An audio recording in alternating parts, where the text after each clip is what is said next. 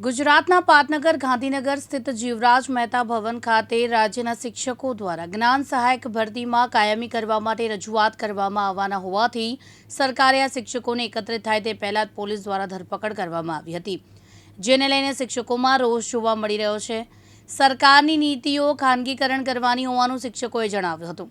સરકાર દ્વારા પહેલા બાહેંધરી આપવામાં આવી છે, જેનો અમલ સરકાર ન કરતી હોવાથી શિક્ષકો રોષે ભરાયેલા જોવા મળ્યા હતા।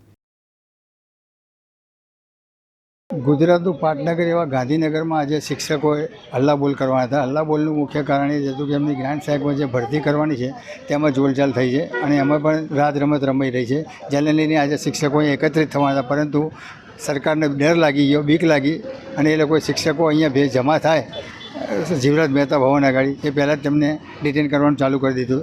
એક શિક્ષક આપણી સાથે છે, આપણે જાણીએ તેઓ શું કહેવા માગે છે।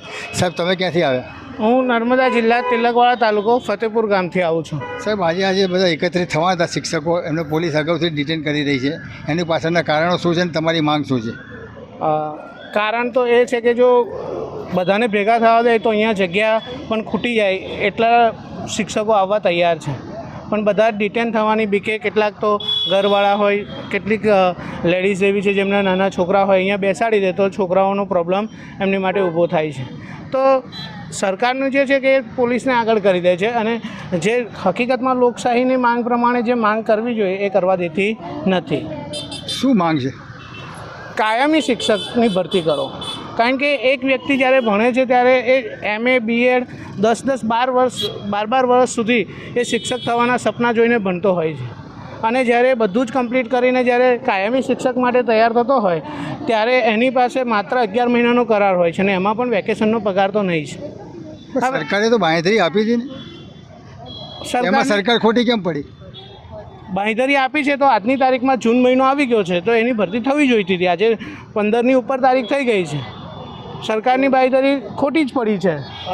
અત્યાર સુધી કમસે કમ એ લોકોએ ખાલી પેપરમાં એવું આપ્યું હતું કે અમે ટૂંક સમયમાં જાહેરાત કરવાના છે, એવી કંઈક થોડીક પણ અમને આશા બંધાય એવું કામ કર્યું હોત તો આજે આ દિવસે અમારે અહીંયા આવવું ન પડત। સરકાર કેમ વારે ઘડી આ રીતે દિવસો પાડતી જાય છે, તારીખો બદલતી જાય છે, એનું કારણ શું છે? મુખ્ય છે ખાનગીકરણ। શિક્ષણનું ખાનગીકરણ કરવાનો કદાચ હેતુ હોઈ શકે એની પાછળ, કારણ કે સરકારી શાળાઓ આજે દિન પ્રતિદિન ઓછી થતી જાય છે, ખાનગી શાળાઓની દ્વારા ખાનગી યુનિવર્સિટીઓની સંખ્યા પણ વધતી જાય છે। આજે પણ વડોદરામાં એક જીવતો જાગતો દાખલો એવો છે કે MS યુનિવર્સિટીમાં સ્થાનિક વિદ્યાર્થીઓને યોગ્ય રીતે 75% હોવા છતાં એમને સરકારી કોલેજમાં એડમિશન નથી મળતું, એમને ખાનગી કોલેજમાં એડમિશન લેવા માટે મજબૂર કરવામાં આવ્યા છે। તો આ બધી વાતો એવી છે જે સરકાર એક હત્તું શાસન ચલાવવા માગે છે, ખાનગીકરણ કરવા માગે છે, કારણ કે ખાનગી શાળાઓ અને કોલેજો એ આપણે બધા જ જાણીએ છીએ કે મોટા માથાઓની છે, જેમાં ક્યાંક ને ક્યાંક સરકારના માણસો પણ છે। તો સ્વાભાવિક છે કે આ બધું રોકીને ખાનગીકરણ તરફ જાય તો છેલ્લે રૂપિયો તો એમના ખિસ્સામાં જ જવાનો છે। હા, એક શિક્ષક મિત્ર છે, તેમની પીડા વ્યાજબી છે, તેઓ બિલકુલ સત્ય કહી રહ્યા છે, કારણ કે આમાં સરકારનું ટાર્ગેટ અત્યારે તો એવું લાગી રહ્યું છે જનમાનસ ઉપર કે અમને સરકારી સ્કૂલોને ખાનગીકરણ કરવાનો કદાચ એક હેતુ હોઈ શકે, જેને લઈને આ લોકોની કોઈ વાત સાંભળવામાં નથી આવતી અને એમને કાયમી ભરતી કરવામાં નથી આવતી। હવે જોવાનું એ રહેશે કે આવનારા સમયમાં શિક્ષકો તેમની શું રણનીતિ બનાવે છે। જોતા રહો દિવ્યાંગ ન્યૂઝ, ગિરીશ જોશી, ગાંધીનગર।